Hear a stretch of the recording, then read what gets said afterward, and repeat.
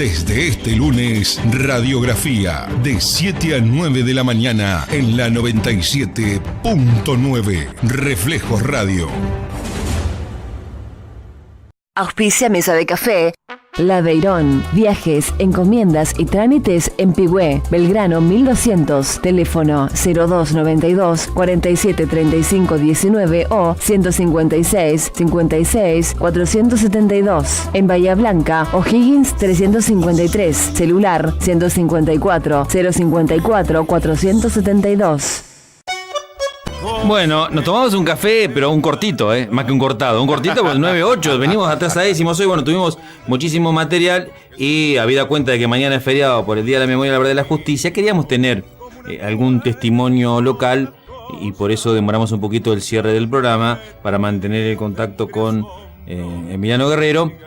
Habida cuenta, bueno, de su historia personal, ¿no? Y de que el homenaje a su mamá es uno de los pocos testimonios, y no sé si no el primero, evidenciado en un lugar físico a las víctimas de terrorismo de Estado aquí, cuando logró recuperar los restos de su mamá y darle sepultura aquí en el cementerio local. Luego vino el monumento que tiene Textiles Pigüé en su entrada, que testimonia allí al soldado Teodoro Bonfiglio, que era un conscripto de Bahía Blanca, que estaba cumpliendo el servicio militar obligatorio acá en Pigüé y que fue desaparecido también, egresado de la Universidad Nacional del Sur.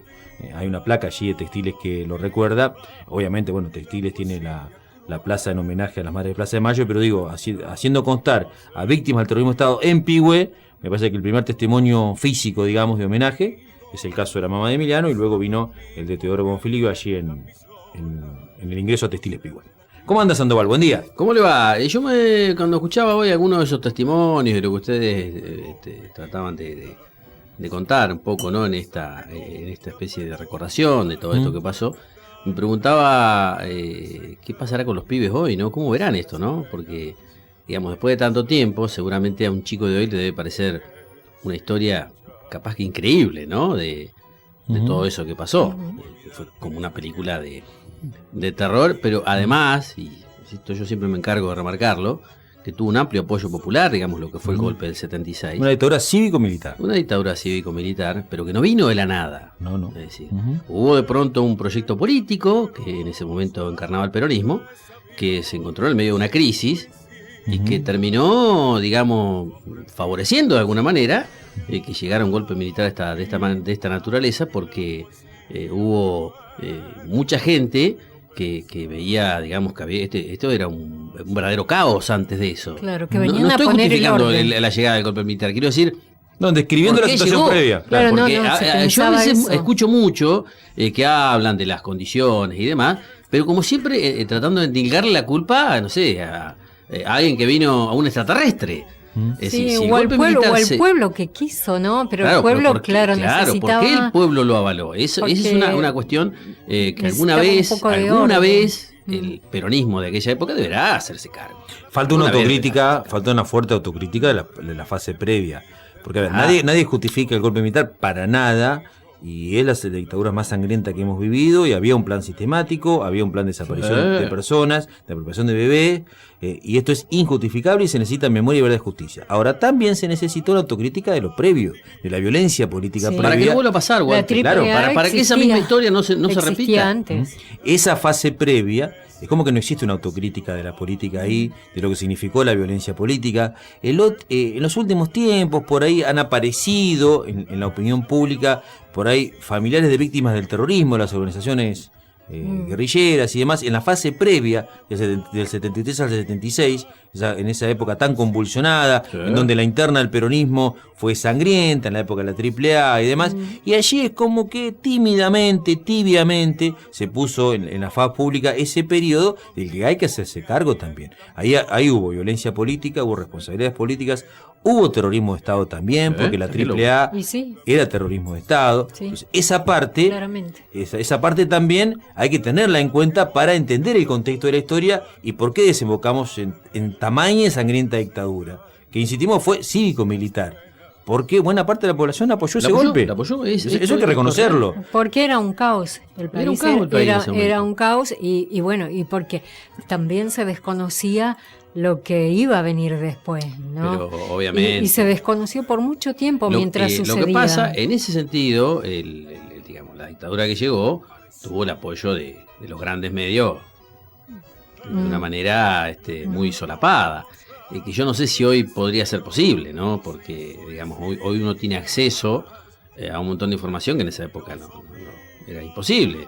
No había internet, digamos. No. Hoy sí, explicarlo de claro, alguna hoy manera. sería muy diferente, ¿no? Qué sé yo, habría que ver. Nosotros siempre cuando trabajamos esto con... Claro, toda persona que tenga menos de 41 años nació en democracia. Es muy difícil ponerla en contexto, porque siempre hay que tener en cuenta el contexto en estas cuestiones, ¿no? Entonces uno cuando trabaja por ahí con los chicos más jóvenes es explicarle, bueno, ¿cómo es vivir en dictadura? Es no poder escuchar la música que te gusta, no poder el libro que te gusta, no poder salir a determinada hora, no poder juntarte con nadie. O sea, es muy difícil de dimensionar, afortunadamente, porque, bueno, chueco, torcido, a los tropezones, con todos los errores que tiene el sistema democrático, afortunadamente, hace muchísimos años que vivimos en democracia, ¿no? Libertad hay. Pero bueno, Mirá, para los chicos jovencitos muy difícil de dimensionar. Yo viví toda mi adolescencia en la época de la dictadura. Y puede parecer, no sé, insólito lo que voy a decir, pero uno muchas veces se enteraba de, qué sé yo, determinada música por algún comentario que salía en alguna revista como La Humor, que fue una de las pocas sobrevivientes, digamos, ¿no? De una forma de pensar. Pero la verdad que no teníamos idea cómo sonaba ese tema, porque no había manera de escucharlo, no había internet, digamos, como digo siempre, ¿no? Y radio, bueno, obviamente pasaban los temas que se le permitían. Esto recién empezó a advertirse algún tipo de grieta en esto después de la Guerra de Malvinas, o durante la Guerra de Malvinas, cuando Se prohibió la la música misma inglesa. dictadura determinó que había que escuchar mayormente música nacional, y ahí uno pudo comenzar a escuchar algo de música de acá. Era muy difícil. La música de acá, sobre todo. Sobre todo la música de acá. Sí. ni Como hablar. también Sí, debe haber folclore. habido gente que nunca se enteró de nada, ¿no? Sí. Digo, no la vivió esta. Estando en el lugar y viviendo esa época, no la vivió. Yo tengo mis viejos en el campo. Yo nací en hubo el gente que no. 76. Campo, campesinos, tamberos. Nunca se enteraron de nada. No, hubo gente que no. Bueno, nada, acá, porque justamente si escuchabas la radio o menos, leías no un se diario. sabía, no Claro, se sabía Nada, que, no, vivías ajeno a todo lo que pasaba. que el Estado estaba haciendo Sí, claro, desaparecer claro. personas, no se sabía. No, claro. Acá. Por Pero eso en las digo. grandes ciudades sí, porque había que tener más cuidados, o de pronto tus viejos no te Bueno, pero acá dejaban ir a también, estudiar. Mirá, porque además uno lo tomaba como natural, pero a ver, uno tenía que andar todo el día con documentos encima. Había toque de queda. Yo viví esa época de salir y Sí, había exacto, que uno determinada lo tomaba hora, natural. si te agarraban en la calle, había un control policial de policía que te conocía, ¿no? Pero Claro, por eso digo que distinto se vivió en las localidades del interior o las pequeñas localidades. Porque No, vos seguro, te veías pero digo, cara a cara con el conocido de todos los días, ¿no? yo me acuerdo cuando fue el golpe militar de ver en todos lados la presencia de los militares, qué sé yo, las radios, bueno, obviamente la municipalidad, en todos lados. Y uno lo tomaba como algo natural. Claro. Vos sabés que ahora dice la municipalidad de hace mucho tiempo está en discusión. Yo creo que en algún momento esto va a aflorar. A ver ¿Bajarlo? y claro, a ver si el tema de los cuadros, esa vieja Sí. historia de bajar los cuadros, esto que Yo te vi bajar los cuadros, vos decís que en algún momento. no, bueno, fue un símbolo que se puede decir, bueno, lo que se hizo antes, lo que se hizo después, ahora era más fácil porque estábamos en democracia, lo que fuera, pero bueno, yo coincido, de bajar el cuadro de Videla, responsable de un tamaño genocidio, responsable judicial y probado, ¿eh? Sí. Responsable judicial y probado de tamaño genocidio, cuando en el caso del presidente Kirchner ordenó bajar el cuadro de Videla. Bueno, yo en algún momento ya he escuchado varios comentarios, todavía nadie lo ha presentado formalmente, pero he escuchado varios comentarios decir, bueno, ¿por qué no revisamos a quienes fueron intendentes durante la dictadura? Y Obviamente nadie los está haciendo aparece responsable de uno un con uniforme genocidio. militar. No, pero, por supuesto, no. Pero bueno, uno sí. cuando ingresa al municipio están los cuadros de todos los intendentes, muchos de los cuales fueron elegidos por el voto popular, pero hay otros que no, que fueron comisionados municipales, Claro. elegidos por la dictadura, no fueron intendentes Sí, del sí. voto popular. Sí, no Entonces hay democrático. gente que se plantea decir, bueno, corresponde que sigan estando en esa galería cuando no fueron O al votados. menos que no estén en el mismo lugar donde están elegidos, porque definir qué hay en esa pared. O cuadros sé, de pero- intendentes elegidos democráticamente, o cuadros de.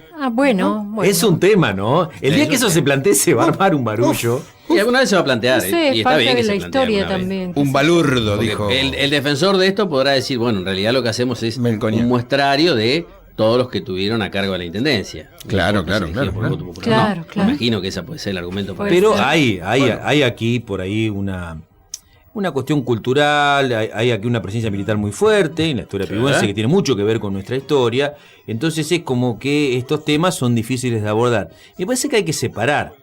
Digo, también muchas veces uno ve, sobre todo en sectores más jóvenes de la sociedad, por ahí con otro fervor, el de identificar la dictadura militar con todo lo militar. Y en realidad, si vos repasás hoy, no queda en actividad nadie que haya prestado servicio durante la dictadura por una cuestión generacional. Claro. Imagínate que pasaron 41 años, un conscripto en aquella época tendría que tener ahora 70 años, ya no está en actividad. Entonces, identificar a las fuerzas militares actuales con la dictadura es un error de magnitudes, pero eso no implica no revisar la memoria, no intentar dar verdad y seguir buscando la justicia, ¿no? Sí, lo que te muestra hoy hay las que redes, marcar un equilibrio. Sí, lo que hoy te muestran las redes sociales es que todavía queda algún pensamiento de eso. Eso iba a decir Bueno, justamente, eso sí, ¿no? que han dejado su huella. En Sí, cuanto la a matriz, esto es lo que hablaba Emiliano hace un rato, Sí, sí. esa matriz que El vol- continúa en una parte de la sociedad. ¿No? Me gustaría verte volver, digo, no es solamente del lado K hoy, ¿no? Porque hay algunos que les gustarían que un par de meses de aquella época acomodarían muchas ese cosas. tema ¿no? de que la idea estábamos mejor, todavía gente que no. todavía dice La idea plantada, sí, con sí, 30.000 claro. desaparecidos se quedaron cortos, esto uno lo escucha No, todavía. todavía uno escucha y bueno, algo habrán hecho. No, también, claro. Como Bueno, pero digo, se eso escuchaba en otros te lo tiempos. da la posibilidad hoy las redes sociales, ¿no? Nadie anda en la calle diciendo, a vos te vendría bien. este tema de que No, pero en las redes sí, porque es como. de que algo habrán hecho emparentado con la frase, bueno, acá no pasó, y justamente el tema de los testimonios Sí, sí locales, pasó, sí pasó, sí, por ahí, claro. por ahí los que trabajamos en docencia, nos encargamos mucho de rescatar testimonios locales, evidencian que el plan sistemático y hasta la locura del plan de la dictadura llegó a límites insospechados, de hacer casi desaparecer a una persona que pasó un disco en una radio como Sí, Pibué, sí. como el caso de la mamá de Milano, que no tenía una participación en ninguna organización armada, hasta bueno, el caso del conscripto aquí. Podías desaparecer si tenías un libro que estaba prohibido. Claro, hay Sí. un montón. Bueno, incluso hasta alguna vez me han contado personas que uno no da el nombre porque no tenían que ver con la fuerza militar en sí en su momento, conscriptos que estaban haciendo el servicio militar obligatorio en esa época, que les tocó ir a punta de pistola a realizar el allanamiento no, porque no era legal, el operativo ilegal de represión en la casa del actual intendente Corbata. A Corbata lo fueron a buscar a la casa. Fueron a buscar, creo que a él y no sé si a una hermana. Bueno, Corbata no estaba en la ciudad, tenía una militancia en la Juventud Peronista, era estudiante en esa época. Y yo recuerdo personas de Pibué que me han contado, sí, a mí me tocó ir a patear la puerta y dar vuelta a la casa de Corbata y no lo encontraron. Seguramente si lo hubieran hallado, distinto hubiera sido la suerte del actual intendente. Pero digo, cómo se llegó a veces a límites tremendos, ¿no? Y ese tema de pensar, bueno, acá no pasó, y la verdad que también pasaron cosas. Lo que pasa es que, a ver, para aquel que dice y algo habrán hecho, supongamos que alguno de esos que secuestraron, porque la verdad es que de aquellos que secuestraron, muy poquitos tenían que ver a veces con hechos subversivos, digamos, que terminaban con violencia, digamos, ¿no? Hubo mucha gente que secuestraron, digamos, o era por su ideología, o era Sí. porque a veces Porque estaba en un lugar poco indicado en ese Sí, momento. y familiares participaban también. en grupos de la iglesia Pero también. digo, aunque aún así fuera, digamos, un terrorista que haya puesto una bomba o lo que sea, el Estado no puede hacer lo que hizo. Digamos, el terrorismo de Estado es inadmisible en Sí, cualquier es circunstancia. inaceptable. Entonces, eso es también lo que hay que tener presente, ¿no? Bueno, es una fecha para tener presente, para seguir haciendo memoria, para hacer autocrítica también, desde todos los sectores. En el caso que nos toca a nosotros los comunicadores, los medios de comunicación también tienen que hacer una fuerte autocrítica de lo que fue su pésimo rol en la mayoría de los casos durante la última dictadura. O sea, todos debemos mirarnos un poquito para adentro y ver por qué nuestro país fue escenario de tamaña masacre, ¿no? Hay muchas responsabilidades, no solamente la de las fuerzas militares, hay mucha responsabilidad en la sociedad civil. Hay que mirarse un poquito para adentro seguro. y hacer autocrítica. Porque tenemos que crecer en esto. Nunca más no puede ser solamente un eslogan, tenemos que aportar todos para que nunca más. Y uno, aún sabiendo detalles, habiendo pasado la historia, ¿no? Habiendo visto películas y todo, uno lee el nunca más y no lo podés creer. No, es tremendo. No podés creer lo que hizo esta gente. No, sí, y además, yo insisto, por ahí hubo y del plan sistemático de desaparición de personas, lo otro que venía ligado atrás, la cuestión económica. Mucha de esa gente a la que le hicieron desaparecer se apropiaron también no solamente de su vida, de sus descendientes, de sus empresas, de sus bienes, sí, por supuesto. De los chicos, de las empresas, de los bienes. Bueno, esto lo contaba Milano hace un rato. Los testigos le cuentan, él tenía 2 años cuando se llevaron a la mamá. Ahí no lo dijo, pero alguna vez, rescatando la historia, hablando con familiares, creo que hasta la madre había ido a buscar agua potable o había buscado un bidón de agua porque no había agua en ese sector donde vivían. Una cuestión de cuando volvió a la casa se encontró con el operativo y le desvalijaron la casa. Hubo gente que le sacaron empresas, le sacaron casas. Sí, claro. Un saqueo de rapiña, ¿no? Bueno, 9:23, cerramos se nos fue hoy la charla de café con esta cuestión, pero me parece que bien vale la pena, habida cuenta de la fecha. Recordemos que mañana en varios segmentos de la mañana y de la tarde en la radio van a poder escuchar un especial donde vamos a pasar por lo menos 10 canciones de las que estuvieron prohibidas durante los años del proceso. Con reseña de cada una. Vamos a dejar una pequeña reseña de cada tema, por qué y qué dice cada canción. Así que a la mañana seguro. Un amplio espectro, porque hubo gente del rock, bueno, gente de todo, hubo artistas que les fue prohibida toda su obra, ¿no? Entera, claro. La Negra Sosa se tuvo que ir. Bueno, Guaraní, un montón, Víctor Heredia, no sé, un montón de y bueno, gente del palo del rock y de diversos ámbitos. Hoy contábamos, se prohibió hasta la Pantera Rosa en este país. Sí. Una cosa increíble, ¿no? Bueno, 9:24, cerramos la charla de café, nos reencontramos con Radiografía el próximo lunes. Cruel de no pensar más en mí.